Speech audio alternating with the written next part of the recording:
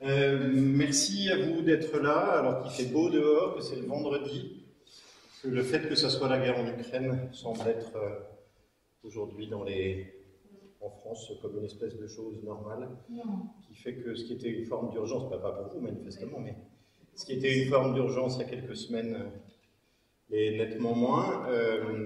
C'est juste un constat, hein. Je peux difficilement dire autre chose, en tout cas à Paris, parce que je crois que ça n'est pas la même chose en province. Moi aussi, j'habite à Paris, donc je peux confirmer, effectivement, j'ai la même impression que c'est Mais d'actualité. c'est comme ça ne veut pas dire qu'il n'y ait pas, que la population ne suive pas les choses de façon précise, simplement que voilà, qu'il n'y a plus exactement la même urgence. Ça ne nous empêchera pas de continuer ce cycle de conférences, parce qu'il a été entrepris en collaboration et sur proposition, d'ailleurs je dois dire, et c'est important de le souligner, des musées métropolitains de Rouen et de leur directeur, Sylvain Amic, avec une idée qui était extrêmement simple, qui était d'abord de montrer notre solidarité au peuple ukrainien envahi et de faire en sorte que la population française ou francophone, puisque les conférences font l'objet de captations et qu'elles sont diffusées ensuite et disponibles sur les chaînes YouTube à la fois des musées de Rouen et de l'INHA, de faire en sorte que le public francophone puisse avoir une meilleure connaissance, ou même une connaissance tout court, parce que souvent c'est pas de connaissance du tout à la base, de l'histoire de l'art et du patrimoine en Ukraine, jusqu'à la période actuelle, jusqu'aux activités des créateurs, de telle sorte que il y ait une véritable prise de conscience de la nécessité, je reprends les mots d'une artiste ukrainienne il y a quelques semaines au Centre Pompidou, de décoloniser l'histoire de l'art de l'Ukraine, sachant, et je reprends également les distinctions que faisait cet artiste, qu'il ne s'agit pas de distinguer ce qui serait proprement ukrainien d'identités plus complexes, mais de rendre la part ukrainienne de ces identités complexes, là où nous avons eu tous tendance à les gommer de façon générale. Et je dis souvent que pendant des années, alors même que j'avais lu le livre de Valentine Marcadet sur l'art d'Ukraine, j'ai continué à parler de Kazimir Malevich comme d'un artiste purement russe. Et que, effectivement, c'est en me retrouvant en Pologne que tout d'un coup, je me suis rendu compte qu'il y avait peut-être de l'importance à ne pas le nommer simplement comme russe, mais de rendre compte de son identité complexe, au moins triple, polono-ukrainienne russe. Voilà. Je suis extrêmement heureux d'accueillir dans le cadre de ce cycle du Forum culturel pour l'Ukraine, Nadia Bernard-Kovalchuk, qui est une doctorante dans ces murs, puisqu'elle est doctorante au centre André Chastel, qui est par ailleurs ukrainienne, très impliquée évidemment dans le soutien et la solidarité de toutes les initiatives qui sont celles de soutien à l'Ukraine envahie, à l'Ukraine qui résiste aussi, et évidemment, parler de culture, c'est une forme de résistance, et c'est aussi une manière de dire que ça nous importe, et que s'il y avait plus de destruction de patrimoine culturel, ça serait aussi une perte énorme et un crime extrêmement important aussi. Je vous rappelle donc que ces conférences ont lieu les mercredis à Rouen, qu'elles ont lieu d'autres jours de la semaine à Paris, qu'elles se font avec un ensemble de partenaires institutionnels, le musée du Louvre, le Centre Pompidou, le musée d'Orsay, la Bibliothèque nationale de France, le musée des civilisations de l'Europe et de la Méditerranée, l'ICOM France, l'école du Louvre, le Comité français d'histoire de l'art, l'Association générale des conservateurs des collections publiques de France, les associations des amis de musées de la région de Rouen et de Normandie, la direction régionale des affaires culturelles de Normandie.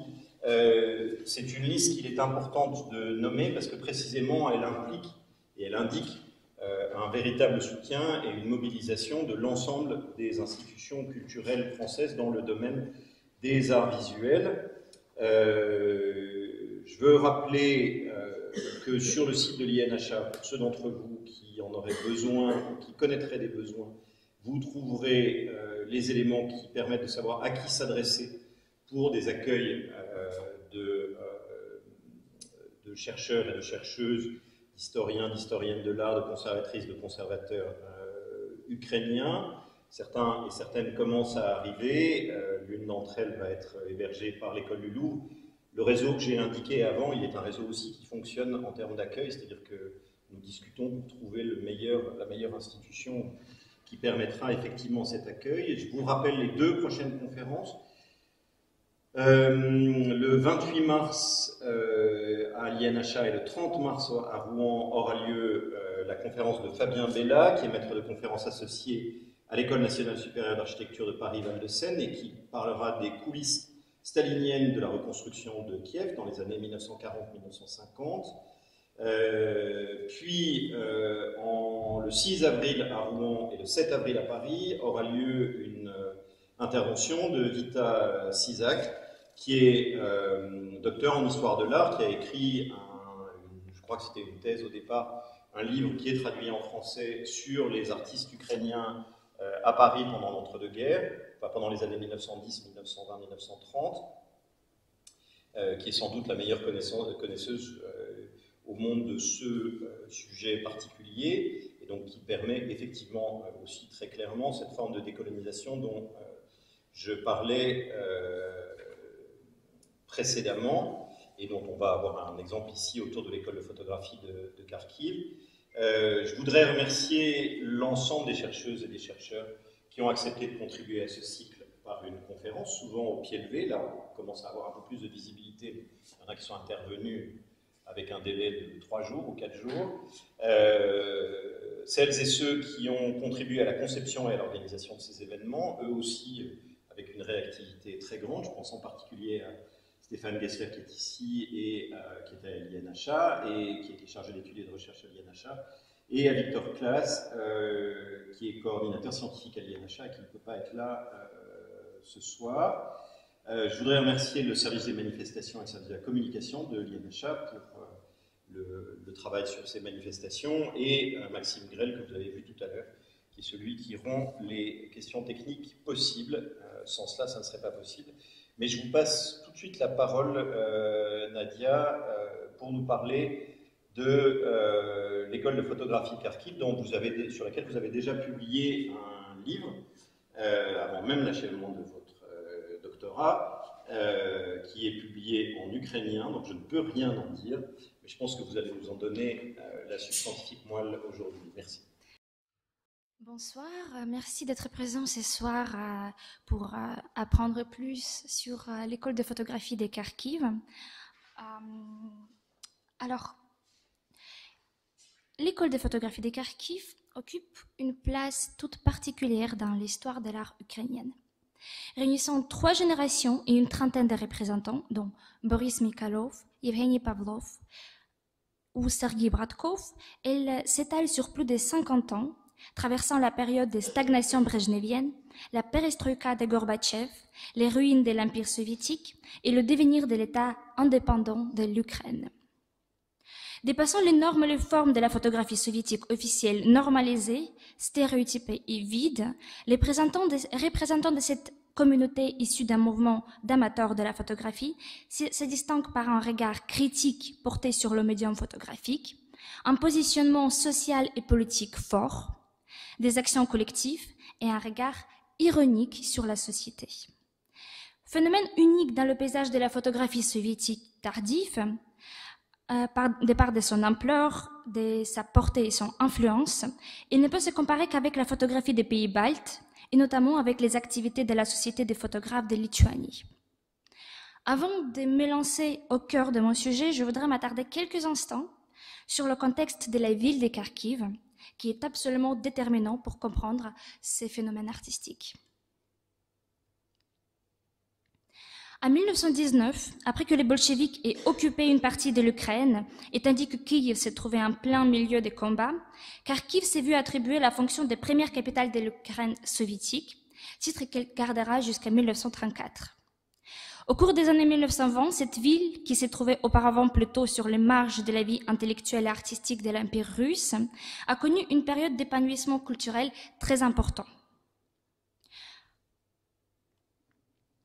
À partir de 1923, plusieurs groupes littéraires s'est créé à Kharkiv. Entre 1925 et 1928, les écrivains participent à la célèbre discussion littéraire, un événement charnière dans l'histoire intellectuelle ukrainienne qui a soulevé non seulement les questions sur les tâches de la nouvelle littérature ukrainienne, mais aussi les problématiques fondamentaux pour l'avenir de l'Ukraine en tant que nation moderne.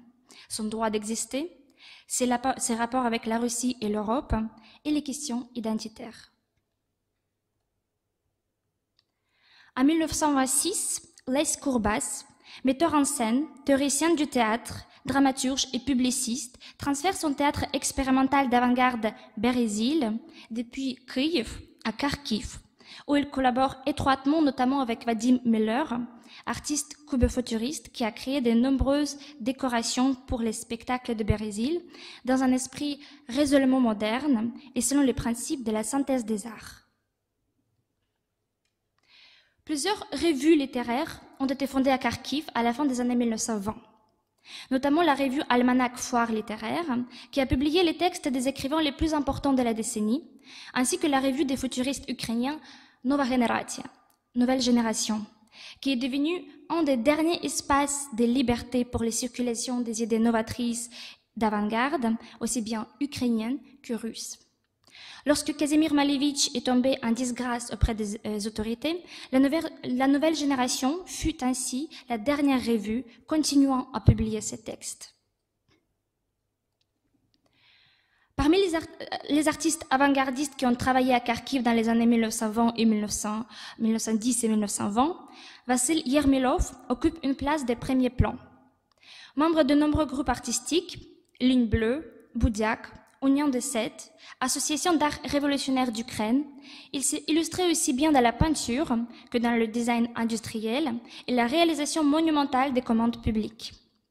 Vassil Yermilov est un des rares représentants de cette génération que le publiciste polonais Jerzy Giedroyc a appelé la Renaissance fusillée, qui a survécu aux répressions staliniennes de l'intelligentsia ukrainienne. Après la mort de Staline et à la suite du dégel de Khrouchtchev, Vassil Yermilov a été autorisé à enseigner à l'Institut des arts de Kharkiv entre 1963 et 1967. Pourtant, les œuvres de sa jeunesse, largement détruites, tout comme sa période cubiste, constructiviste et néo-primitiviste, sont restées dans un passé lointain et inaccessible. S'il n'était pas entièrement effacé, Kharkiv n'a gardé qu'une mémoire vague et imprécise sur cette période bouillonnante de l'avant-garde historique. Nous savons cependant aujourd'hui que certains liens ont été tout de même maintenus entre la génération des artistes exaltés par les idées révolutionnaires et celle qui a émergé au milieu des années 1960 dans le contexte tout différent des crises de l'utopie, à la suite des purges staliniennes, de la dénonciation du culte des personnalités et de l'échec du communisme à visage humain consécutif à l'invasion soviétique de Tchécoslovaquie en 1968. Ces liens entre les générations ont pu être maintenus notamment grâce aux studios et clubs d'amateurs des différentes activités artistiques qui ont fleuri partout en Union soviétique à partir du milieu des années 1960. Nous savons ainsi que certains représentants de la première génération de la future école de photographie de Kharkiv, et notamment Boris Mikhailov, Oleg Malovany et Alexandre Soproun, ont étudié la photographie dans un studio de Volodymyr Grigorov, lui-même élève des avant-gardistes Vassili Yermilov et Boris Kosarev. C'est précisément et paradoxalement un club de photographie tout à fait officiel qui a favorisé la rencontre des membres du groupe fondateur de l'école de photographie de Kharkiv, VREMA. Les 8 membres du groupe, dont les noms sont affichés sur la diapositive, se sont réunis vers 1972 sur la base du refus de suivre l'orientation générale du club de la photographie, à savoir, selon eux, la tentative d'amélioration technique des tirages photographiques vouée à l'échec à raison des sous-développements de l'industrie photographique en Union soviétique et des pénuries d'équipements et des matériaux nécessaires. Cette position négative du groupe Freeman, Boris Mikhailov parle de l'esthétique négative, s'appliquait également aux dogmes de la photographie officielle. Ces dogmes ont été largement relayés et réitérés sans cesse par les critiques officielles, notamment sur les pages de la seule revue consacrée à la photographie en Union soviétique, Sovietskaya Foto. L'une des idées reproduites comme un fait incontestable consistait en la reconnaissance du photoreportage comme étant l'usage principal, prioritaire de la photographie, de par de son utilité sociale unique.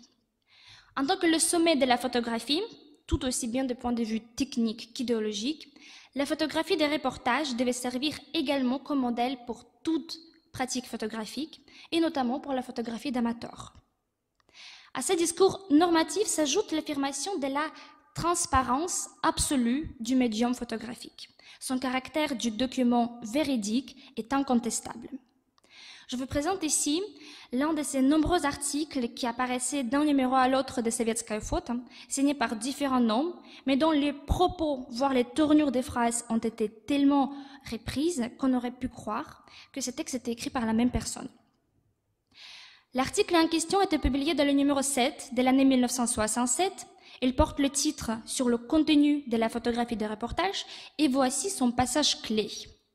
Une photo pour la presse et surtout pour les journaux est un reflet objectif et fidèle de la réalité.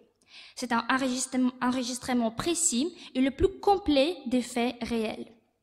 Caractéristiques spécifiques d'une telle image sont le caractère documentaire, l'authenticité absolue du fait, de l'événement ou des phénomènes représentés qui éliminent tout doute sur l'authenticité de l'image photographique.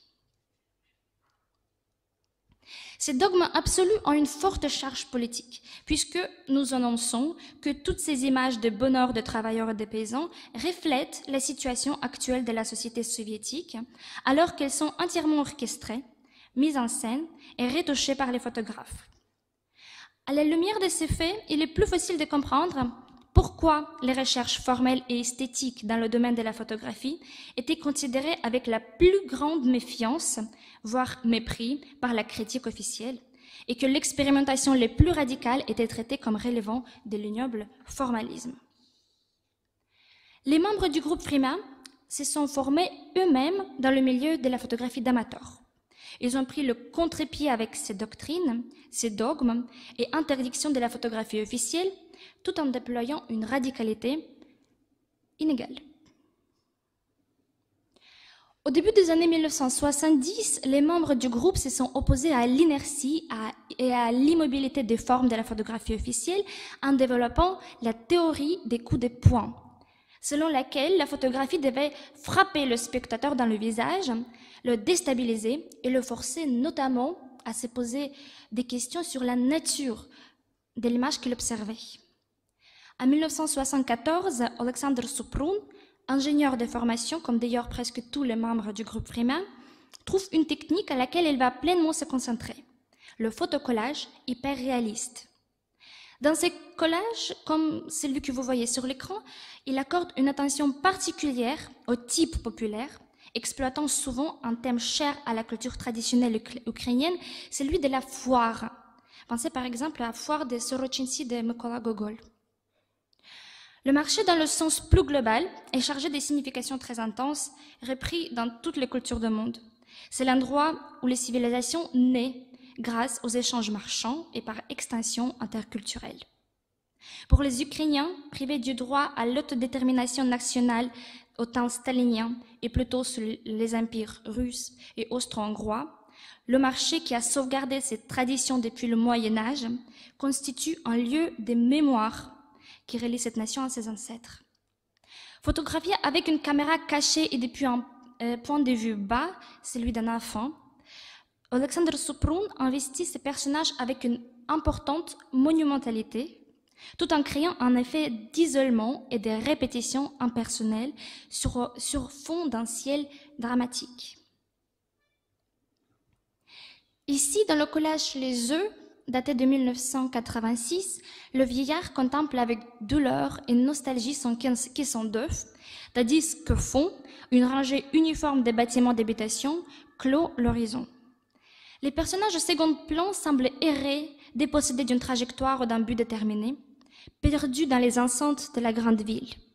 Le sentiment de la menace créé par des cieux toujours orageux et turbulents, le cadrage très serré, évoquant le sentiment de claustrophobie, et l'utilisation hyper réaliste des photomontages qui troublent la compréhension de la nature de cette image, perturbent la vision du bonheur et d'abondance des foires populaires. Né dans une petite ville dans la région des Kharkiv, Alexandre Soupron traite en effet avec délicatesse les conséquences sociales et psychologiques d'une urbanisation forcée. Pourtant, ce ne sont pas les photomontages représentant les vieillards et les enfants perdus dans la grande ville qui lui ont fait gagner une importante notoriété à Kharkiv, en Union soviétique et ailleurs.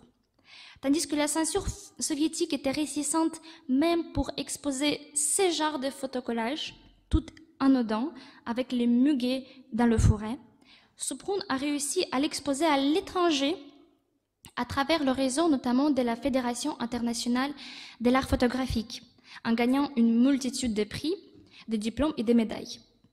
Ce qui attirait particulièrement le public dans cette image était son caractère énigmatique, la nature incompréhensible des premiers abords de cette image, la violation des rapports de l'échelle entre les objets et la troublante beauté de la nature.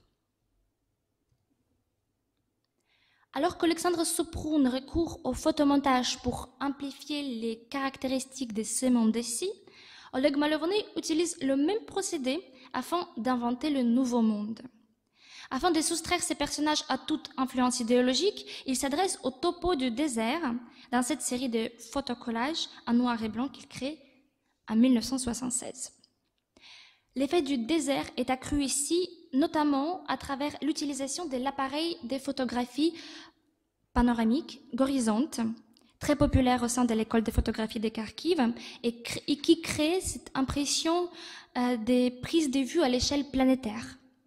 Elle renforce le sentiment de solitude et du désarroi des figures nues, assises, frissonnant par terre, et c'est l'homme perdu, sans certitude, dépourvu de bravoure et de pompe, nu, seul face à l'univers hostile, qui intéresse Malovany. Le rêve et le fantastique, en tant que moyen d'échapper à la réalité schizophrénique, conquièrent toute cette génération de photographes, lectrices des romans des frères Strugatsky, et redoutant la menace de la guerre nucléaire et la destruction de l'environnement. Employé comme photographe à l'Institut des sciences du sol, Oleg Malovny mène parallèlement à son travail officiel une pratique de photographie créatrice en employant une multitude de techniques spéciales qu'il invente ou adapte avec des façons extrêmement savantes lui-même. Ainsi, l'image que vous voyez sur l'écran était réalisée à l'aide d'une technique d'équidentité en couleur. Technique initialement développée pour les besoins de la science et notamment de la radiographie, topographie ou astronomie. Ces photographies en couleur vive et intense, très rares dans l'univers visuel soviétique, exigeaient de la part de l'auteur une connaissance et maîtrise technique accrue, ainsi que méticulosité et un temps de production très long. Ces œuvres complètement bannies de l'espace de visibilité publique sont donc marquées par les expérimentations formelles et techniques avec la matière de la photographie, mais aussi par l'usage systématique et extensif de la nudité, qui a causé à partir de 1976 une interdiction officieuse mais effective d'expédition des photographies de Malovany à l'étranger. En effet, la photographie des nus est un autre fruit interdit de la photographie soviétique. Faisant partie des 3 tabous, au même titre que la captation des objets d'infrastructure sensibles à l'instar des installations militaires, ou la production des images pouvant dénigrer le système soviétique, toute représentation de nudité était potentiellement jugée comme relevant de la pornographie et, à ce titre, pouvait être jugée pénalement. Il est d'autant plus révélateur qu'à l'école de photographie de Kharkiv, le nu occupe une place très importante. Si dans la pratique d'Oleg Malovany, les corps nus portent une valeur métaphorique de l'humanité fragile et sans défense, qu'ils reflètent la quête de l'auteur d'incarnation d'une certaine idée de beauté transmise par les formes des corps féminins, pour Boris Mikhaïlov, la nudité en photographie a servi tout autant pour franchir l'interdiction qu'à répondre à la recherche de l'expression d'une intimité exclue d'univers régi par l'uniformisation collective de la société soviétique. Dans ces séries des années 1960 et 1970, il place ses modèles, amis et amantes, aussi bien dans le contexte intime et privé des habitations soviétiques que dans des espaces extérieurs, urbains ou bucoliques, interrogeant aussi l'opposition mécanique et manichéenne entre le domaine privé et le domaine public. Mikhaïlov est une figure absolument centrale pour l'école de photographie de Kharkiv, mais aussi pour la photographie contemporaine au sens beaucoup plus large. À Kharkiv, il a développé une multitude de méthodes et d'approches qui ont été reprises et repensées par la suite par ses collègues. Il a ainsi découvert un procédé qui sera très repris au sein de cette communauté de photographes, à savoir la superposition des diapositives en couleur, qu'il a nommé les sandwichs. Le principe même des superpositions des photographies n'est pas nouveau pour l'histoire de la photographie. Cet effet, ordinairement, était atteint à travers l'utilisation des techniques de double exposition. Pour réaliser les images en double exposition, on prenait les photographies, on faisait plusieurs prises de photographies sur un même cadre, sur une pellicule négative en noir et blanc. À l'inverse des doubles expositions, la technique des sandwichs que vous voyez sur l'écran permet à son auteur de voir le résultat des superpositions en avance. Les cadres ici sont pris sur la pellicule qui est cette fois-ci en couleur et surtout positive. Ensuite, l'artiste procède par un jeu de combinaisons selon le but qu'il poursuivait ou selon l'esthétique à laquelle il adhère. Chez Boris Mikhaïlov, le corps se dissipe dans des objets et des situations les plus banales, créant à la fois un effet d'absurdité, d'incongruité, ainsi qu'une reconnaissance d'une expérience de la vie soviétique tangible et corporelle. On y retrouve des références à l'iconographie soviétique traditionnelle, à travers notamment l'opposition ici entre les corps dressés dans un élan sportif et les corps privés dans les situations les plus intimes. Le nu se manifeste ici aussi bien dans les moments de la vie les plus inattendus que les plus ordinaires, tandis que la présence de la foule s'imprimant sur les corps même suggère ici que ces corps ne sont jamais ni neutres ni apolitiques. Dans les sandwichs de Mikhaïlov, la nudité comme expression de tout ce qui est le plus personnel et le plus intime a pu ainsi relever les absurdités du quotidien au niveau de toute la société. Selon l'expression du philosophe Hélène Petrovsky, les sandwichs fonctionnent comme une vague de mémoire, engageant ainsi toutes les sens des spectateurs par analogie avec l'expérience filmique totale. Une autre méthode développée par Mikhaïlov dans les années 1970 à Kharkiv et qui est devenue véritablement virale dans la communauté de ses collègues est l'appropriation, dans sa pratique personnelle, de l'esthétique populaire, c'est-à-dire l'exploitation des kitschs soviétiques. Tel est le propos de la série Luriki, dont le titre renvoie à l'esthétique de l'imagerie populaire soviétique. Nous pouvons, encore aujourd'hui, retrouver dans les maisons les plus éloignées des villages se trouvant sur les anciens territoires de l'Union soviétique les grands portraits photographiques colorés manuellement, montés sous les cadres et affichés sur les murs. Il s'agit de l'Uriki, portraits produits de façon artisanale et confidentielle, mais plutôt centralisés, par les photographes et artistes travaillant dans les grandes villes.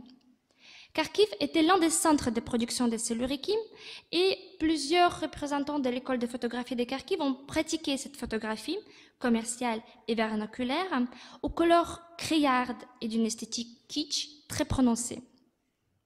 C'est alors Boris Mikhaïlov qui a en premier reconsidéré cette esthétique dans les termes d'un projet artistique.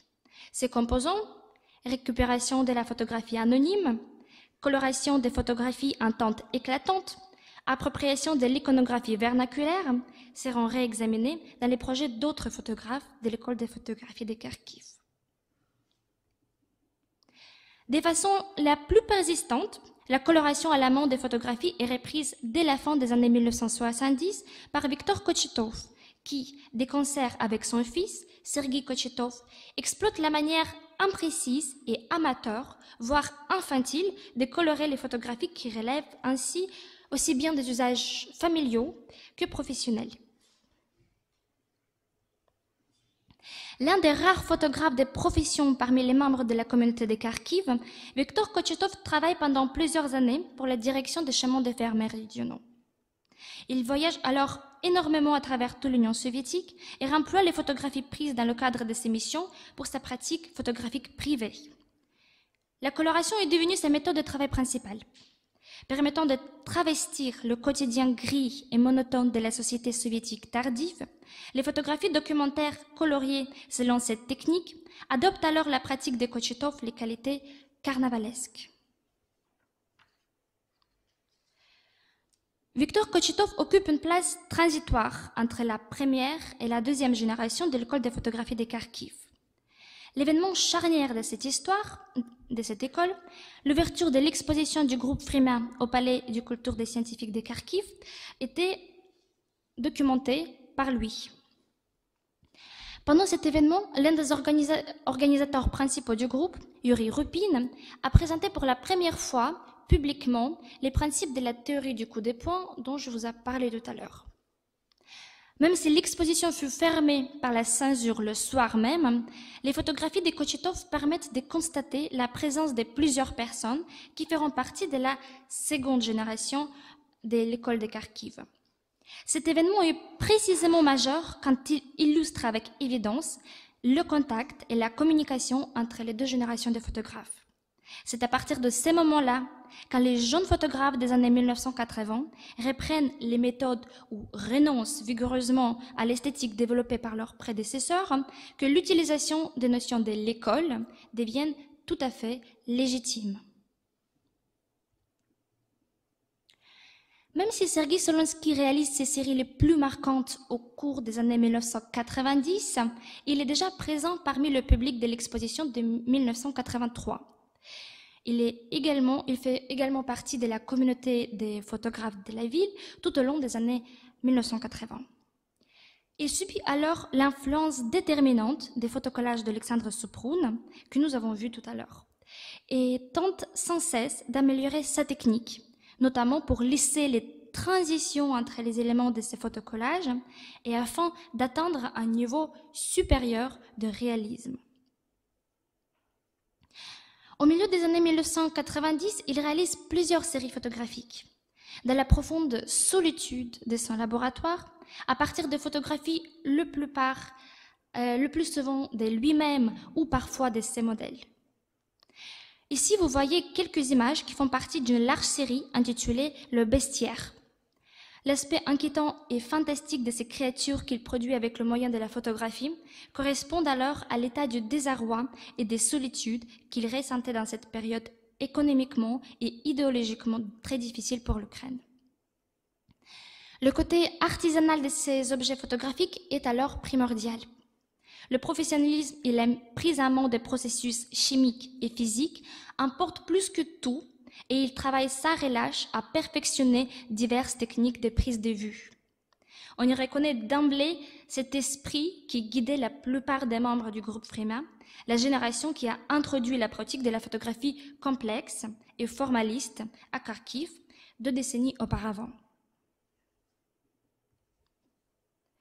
Roman Piatkovka, tout comme Sergueï Solonski, a repris à son compte les recherches formelles amorcées par le groupe Frima.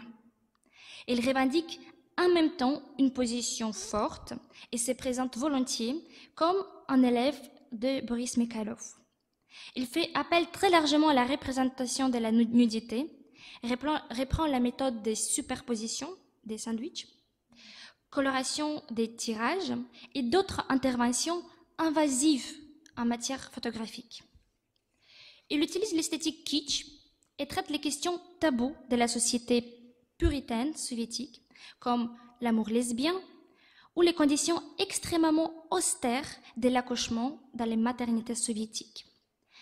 À propos de cette série, Piatkovka utilise la notion de reportage subjectif et insiste sur sa volonté de transmettre aux spectateurs l'expérience sensible de la vie de cet hôpital.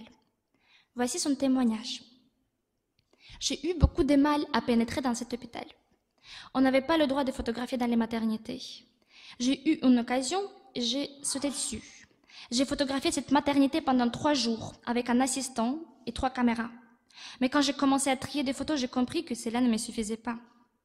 La photographie directe ne reflétait pas les sentiments que m'inspirait cette terrible maternité soviétique, où le yacht était le seul antiseptique, l'eau de Javel le seul détergent, où il faisait 14 degrés dans les salles d'accouchement, où il y avait 3-4 lits occupés par des femmes accouchant simultanément. Qui plus est, j'ai photographié la section des pathologies, où des jeunes internes s'évanouissaient. La photographie pure ne pouvait pas transmettre tout cela. Cette peur, cette douleur, l'odeur d'eau de Javel, le mur bleu, le froid.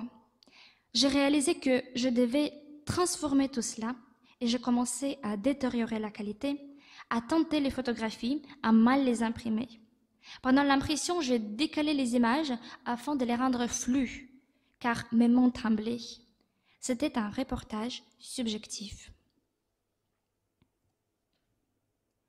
Au cours des années 1980, en parallèle de l'émergence de la nouvelle génération de photographes de la ville, plusieurs représentants de l'ancienne génération continuent à développer leurs pratiques photographiques.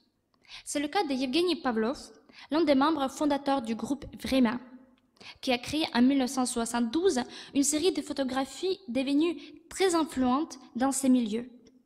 Intitulé Le violon, ces projets transgressent de nombreux interdits de la société soviétique de l'époque, comme la représentation de la nudité masculine, ainsi que la présentation d'une sous-culture des jeunes citoyens soviétiques influencés par la culture occidentale, à savoir les hippies. Les œuvres réalisées par Yevgeny Pavlov à partir de la deuxième moitié des années 1980 contiennent non seulement les éléments photographiques, mais également les traces d'autres gestes picturaux, extra-photographiques, dessins, grattages, ratures, soulignements, coups de peinture. La notion de montage est peut-être inadéquate pour désigner ce type de production visuellement riche, complexe et exubérante. Il faudrait presque parler d'assemblage, quoique bidimensionnel. L'auteur lui-même pourtant utilise le mot montage, mais il faut tout de même insister sur le sens très lâche, amené à sa limite extrême, que la notion de montage adopte ici. Comportant des matériaux visuels disparates et hétérogènes, ces images fonctionnent tout de même de façon harmonieuse. Et ceci grâce à l'effort qu'accomplit l'auteur pour atténuer leurs contradictions et rendre les surfaces homogènes. Ainsi, dans le montage La nuit ukrainienne, dont le titre renvoie encore une fois à l'univers créé par Mykola Gogol, le dessin et la photographie, la technique manuelle et la technique automatique se marient dans des compositions qui renvoient au domaine des rêves, des fantasies et des mémoires lointaines.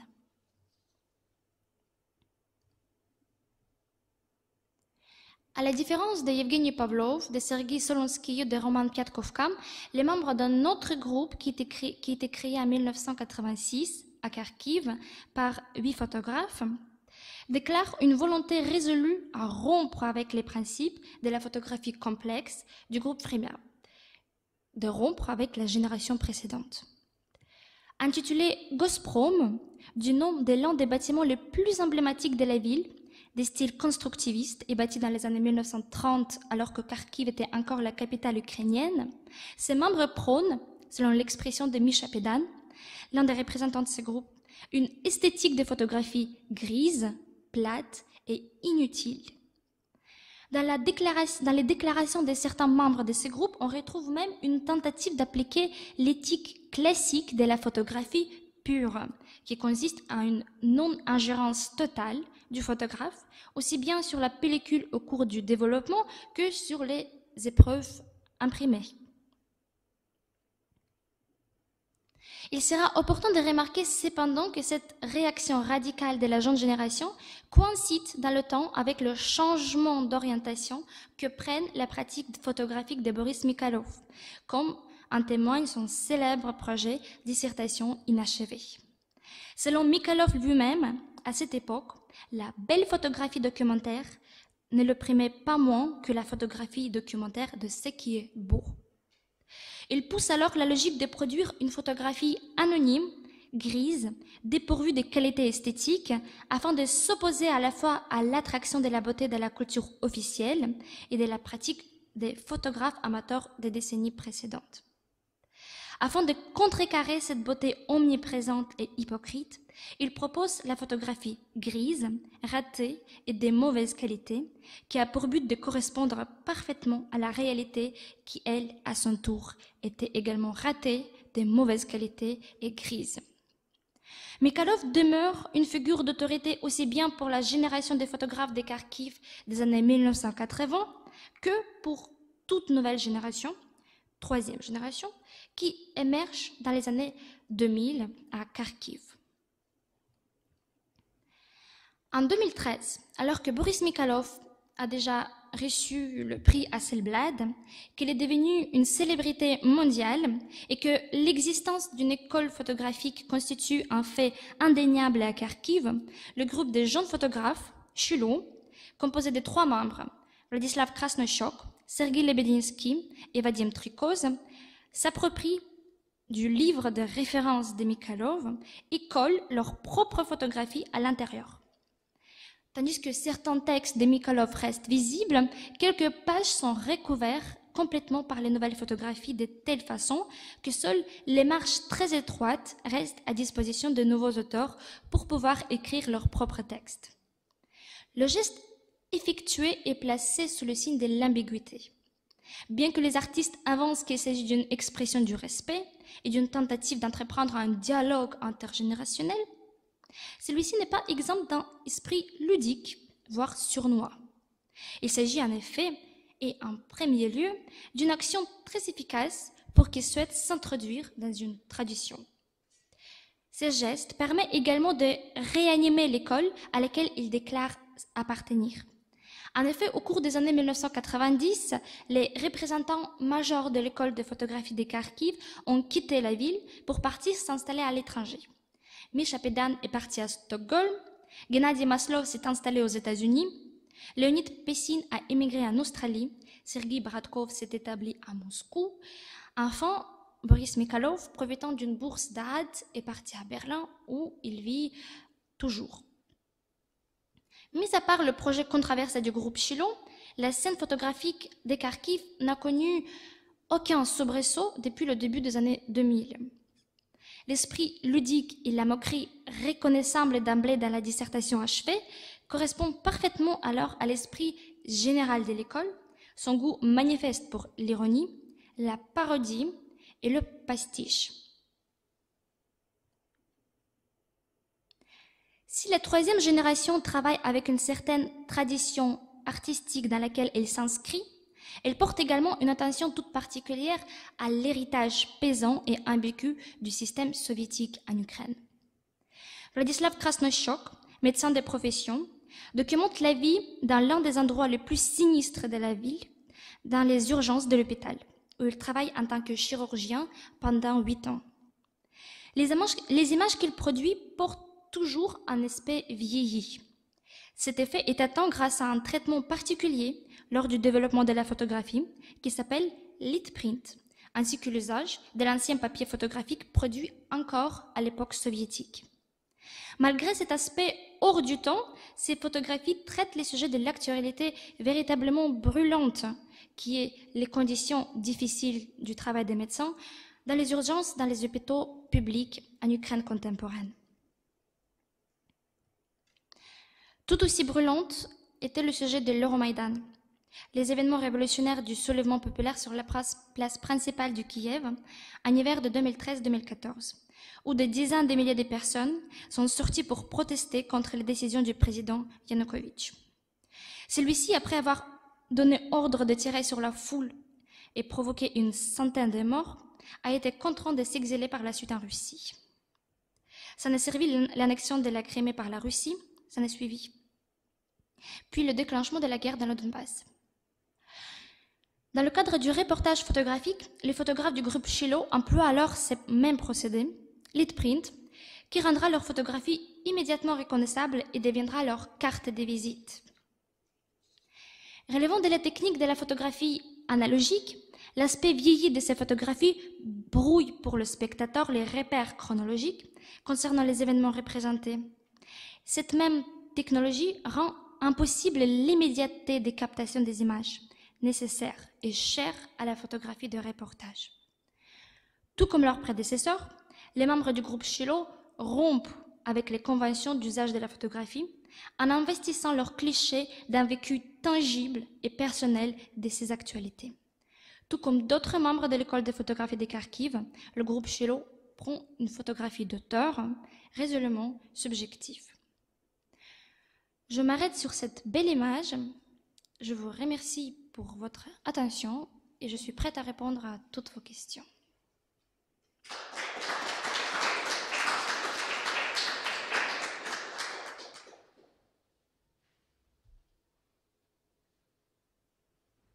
Merci beaucoup pour cette conférence très passionnante. J'ai une question très simple, enfin, en réalité j'en ai beaucoup de questions, mais comme d'habitude, je ne vais pas monopoliser le temps. J'ai une question toute simple qui est qu'en est-il de ces collections du musée de l'école de photographie aujourd'hui? Nous avons, alors s'il s'agit du musée, nous avons réussi il y a une semaine de les évacuer de Kharkiv grâce à une voiture qui venait pour apporter de l'aide humanitaire et qui revenait donc vide. On a pu saisir cette occasion en payant l'essence pour cette vanne. Donc il était parti à Lviv après multiples périples. Et en ce moment, il se trouve un chemin pour rejoindre à la maison de notre directeur qui habite en Allemagne.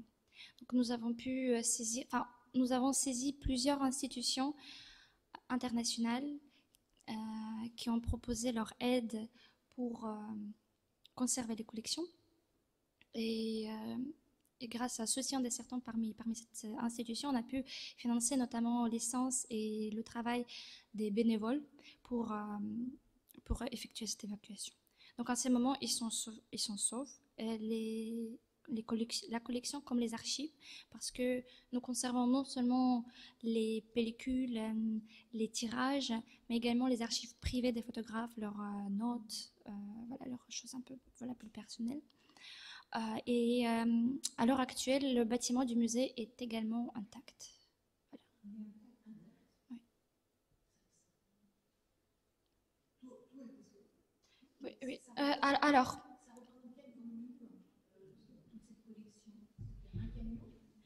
on a pu les sortir dans un camion. En fait, l'autre moitié de la collection était déjà conservée chez notre directeur en Allemagne. Donc voilà, un camion a pu contenir tous les objets. Et oui, je voudrais ajouter qu'effectivement, en ces moments, on essaie également d'évacuer les archives personnelles des artistes avec qui on travaille.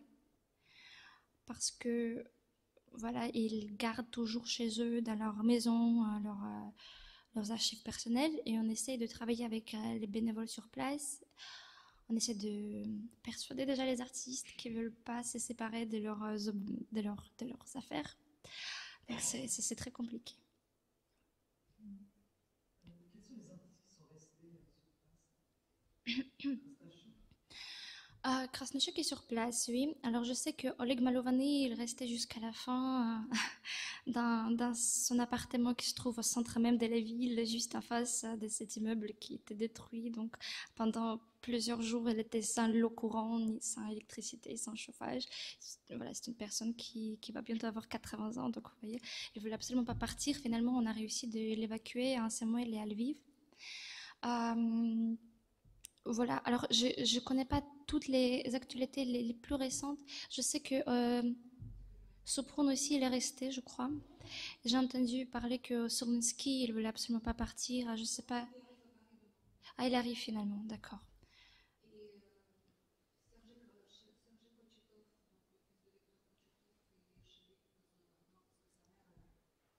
Oui, ça m'arrive. Il est très malade, donc.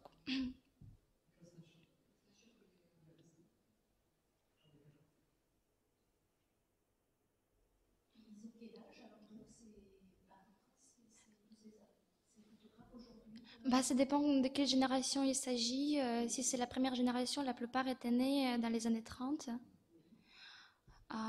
Voilà. Ce qui concerne les générations qui travaillent dans les années 80, ils doivent avoir une cinquantaine d'années. Et voilà, du coup, Krasnochok, il a 40 ans. Comme, voilà, il a 40 ans. Donc, si vous voulez, je pense qu'il était le plus difficile de persuader à partir les personnes les plus âgées. Mm.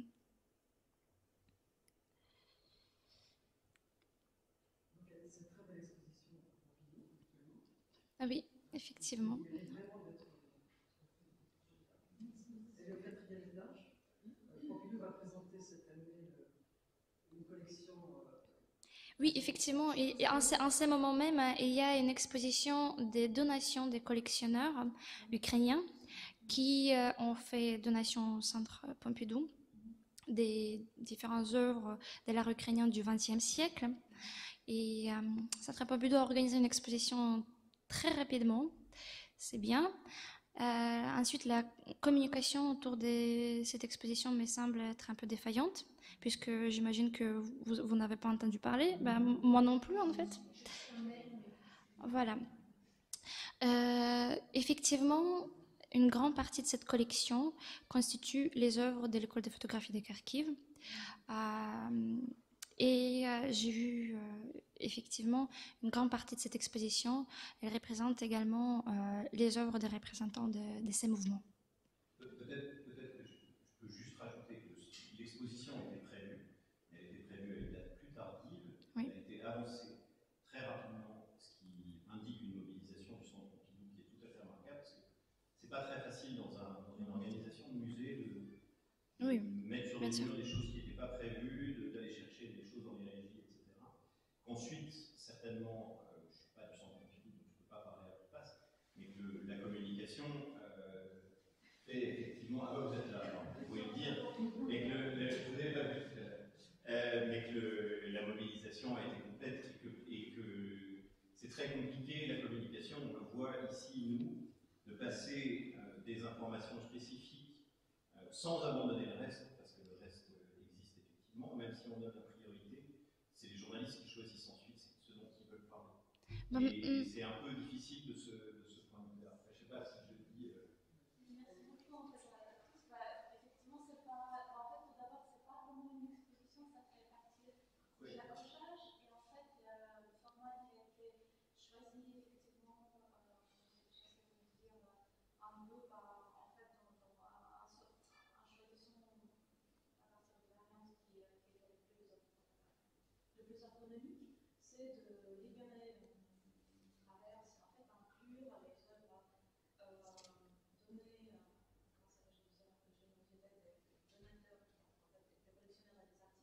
mais les présenter d'abord effectivement l'école de Kharkiv, mais aussi trois écoles du groupe REF, en fait de jeunes artistes.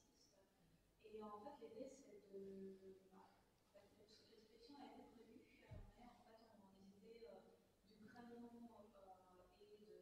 En fait il fallait vraiment constituer, planifier, ça n'aurait pas été très rapidement. Donc en fait finalement le format qui a été adapté, c'est donc une sorte va inclure les donations, les éléments de cette donation dans la recherche permanente. Et donc en fait, il y aura des rotations avec l'idée d'ici jusqu'à l'été de présenter au fur et à mesure toutes les œuvres qui ont été données par les collectionneurs et les artistes ukrainiens. Comme ça, on ne pourra pas. En fait, c'était aussi l'idée de cette donation, de pouvoir montrer toutes les œuvres, en fait, de ne pas choisir après coup, et en fait montrer quelque chose et ne pas montrer l'autre. Donc vraiment, quand même, se présenter tous les deux. C'était pas possible de faire tout de suite parce qu'il aura quand même en fait, solidifier la conception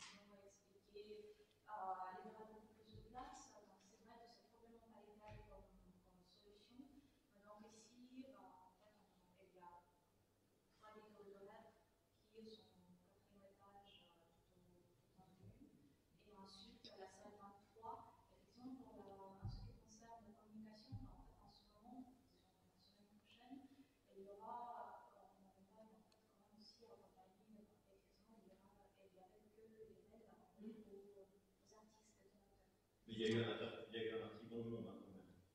Qui n'est pas rien en termes de communication.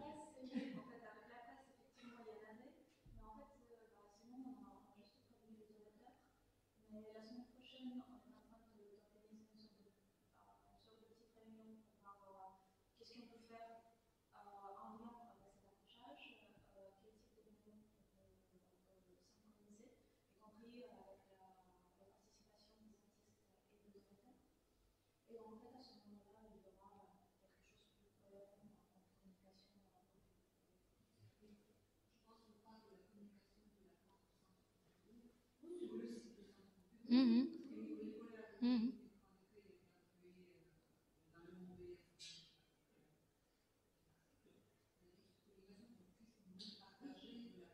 C'est un peu le format qui a été en fait,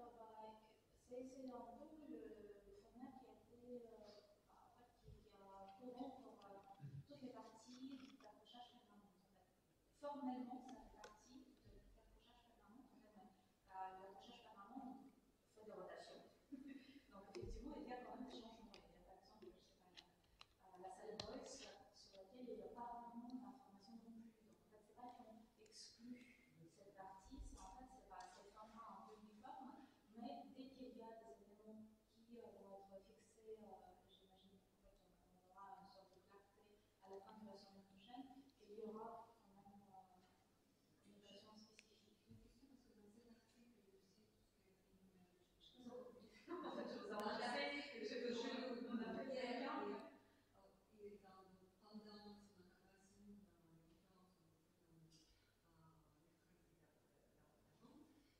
il a parlé de cinquantaine d'heures, bien que techniquement, comme c'était de données par de G par l'autre, c'est 70. Non, c'est tout les jeux de pratique, c'est 137.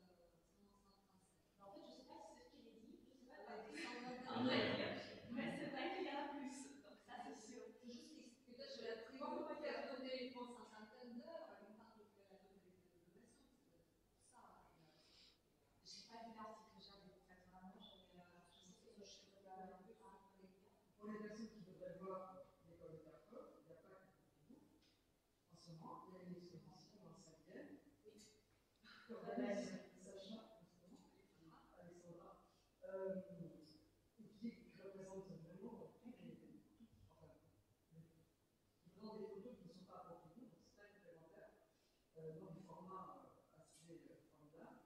Et ça donne deux choses, donne une impression très, très forte. Pardon, celle-ci. Oui, c'est cinquième arrondissement, c'est un lieu. Il y a cette période dans l'exposition qui est à Gauguin, il y en a combien? En fait, il y a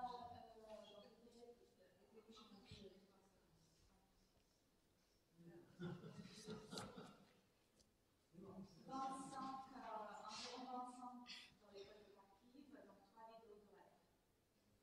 Il y en a plus parce que uniquement chez nous, c'est dans feuille. C'est vrai que c'est dans chez nous. Parce que je peux plus sur mon vidéo, je peux plus là dans en fait, c'est une série de. J'ai pas compris la vue, c'est Dans le 5e, vous pouvez redire l'adresse.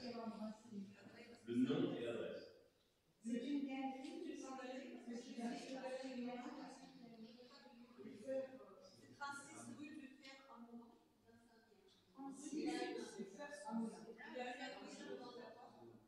Je me suis posé des articles. C'est une vraie question. C'est une artiste de famille. Il y a un délit de côté. En effet, c'était en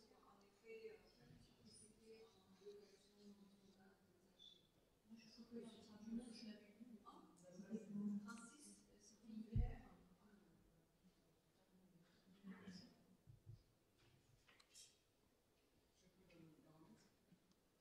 Il y a le conservateur à Pompidou qui est d'origine ukrainienne, c'est ça que je me suis dit. C'est une interview en fait. Emmanuel. Mais là, des prochains. Merci beaucoup. Et vous ne prévoyez pas une inscription dans la salle que ce soit, peut-être à la photo, en vous dernier, voilà,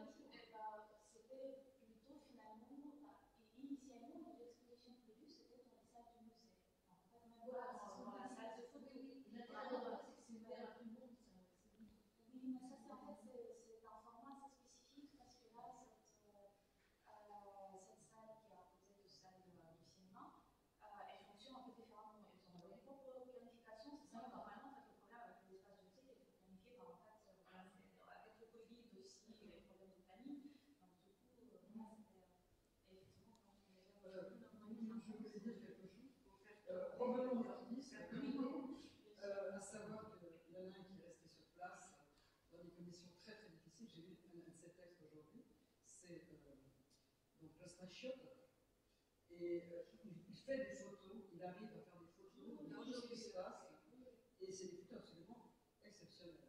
Il y a des photos incroyables qu'on arrive à voir sur Facebook, qui sont vraiment très très parlantes et qui donnent vraiment une idée très grave de la situation. Très belles. Enfin, elles sont malheureusement très très belles en plus. On a envie de le dire, mais aussi. J'ai une question sur un texte. Il y a une page du livre de Boris Mikhailov, c'est écrit Boris Mikhailov et Tupitsina. Qu'est-ce qui est Parce qu'elle a fait une introduction à ce livre.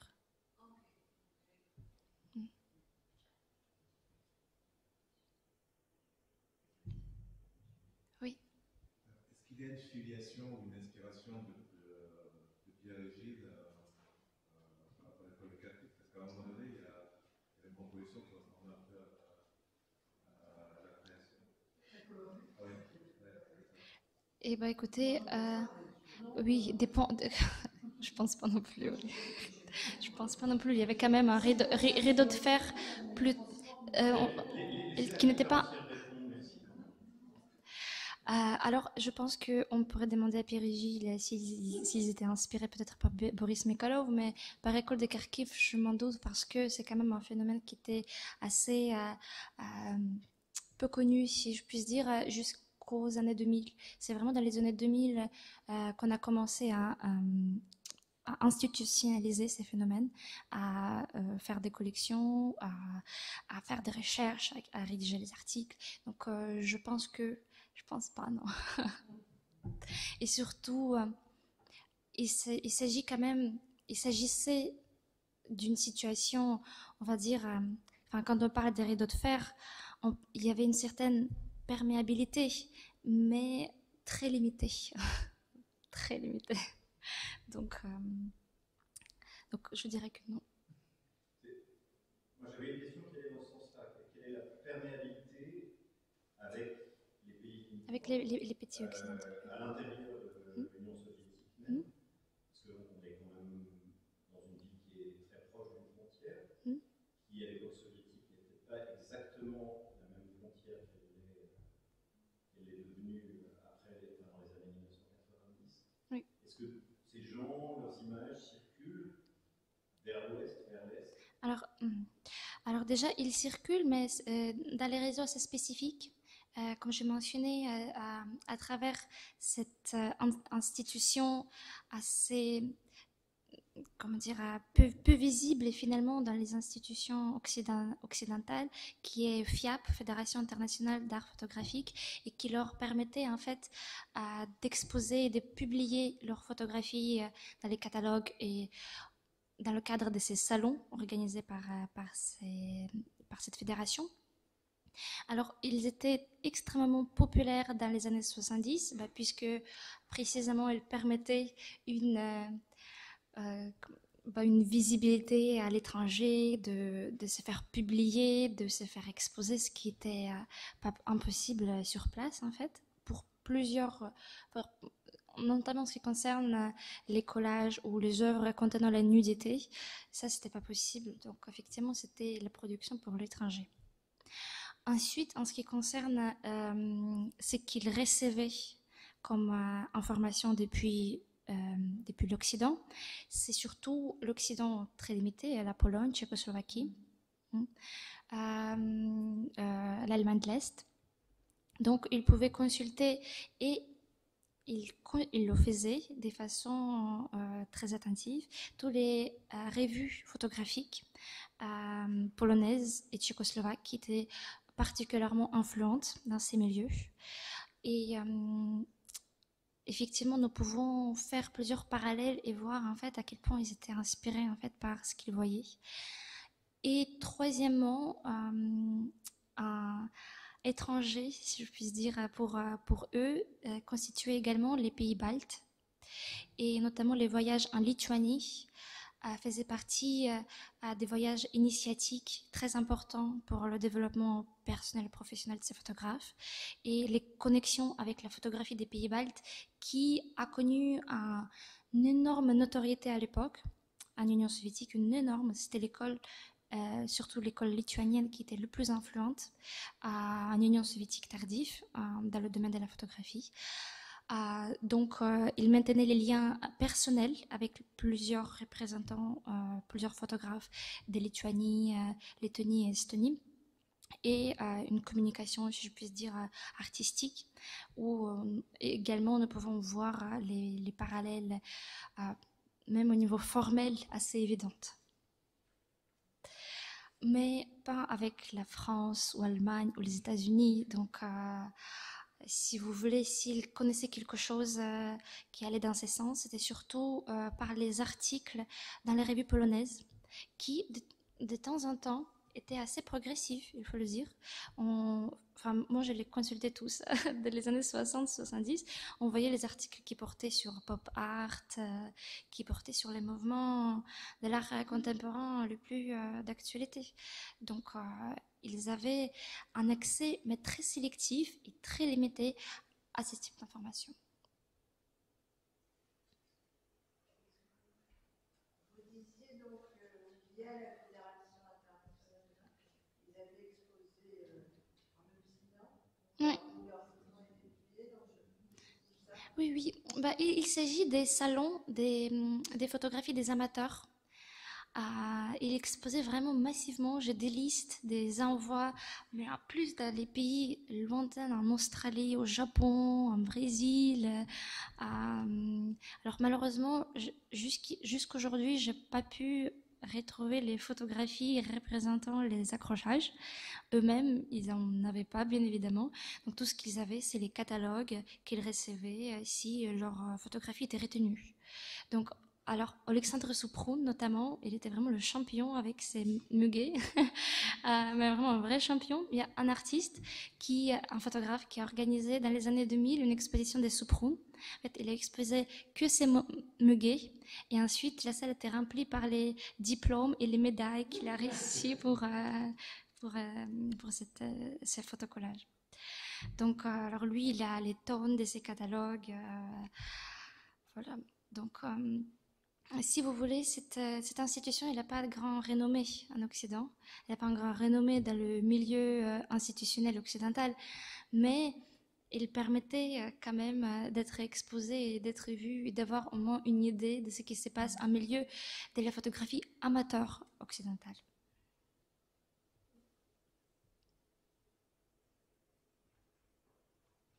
Boris Mikhailov avait quand même une réputation internationale assez incroyable.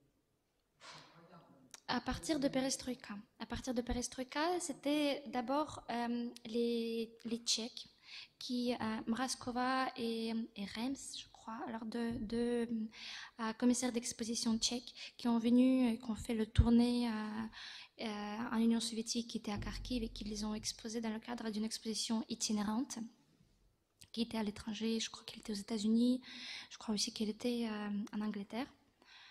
Et ensuite, c'était les pays scandinaves, la Finlande notamment. Voilà, les Finlandais qui venaient pour découvrir ce qui s'est passé. Également qui exposaient, toujours Boris Mikhailov, effectivement, il faisait toujours partie de toutes les sélections. Et ensuite, les Américains. Il y a une petite suite de découvertes qui se passait à partir de Perestroïka, quand les frontières se sont ouvertes aux chercheurs et collectionneurs et conservateurs occidentaux. Donc pas de connexion non plus avec un photographe comme Korda, parce qu'on parle de tchèque. Oui, alors tchèque, mais ils ont organisé une exposition itinérante. Donc là, elle était partie à l'étranger. Si vous voulez, donc elle n'était pas exposée que en Prague, mais il était exposé également en Occident. Merci beaucoup. Merci. Merci beaucoup pour votre présence aujourd'hui.